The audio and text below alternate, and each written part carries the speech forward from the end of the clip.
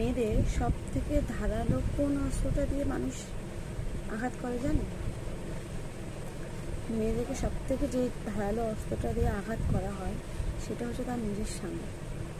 নিজের স্বামী যদি ঠিক না থাকে, নিজের স্বামী যদি কথায় কথায় কথা শোনায়, যে কোনো কারণে কথা শোনায়, সেটা সব থেকে ধারালো অস্ত্র ওদের।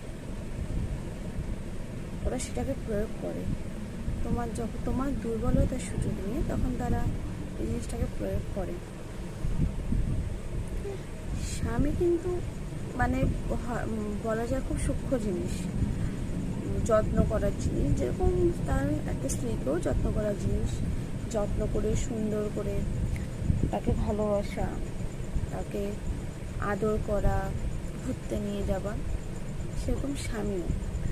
কিন্তু সবসময় হয় না, স্বামীরা একটু অন্যরকমই হয়।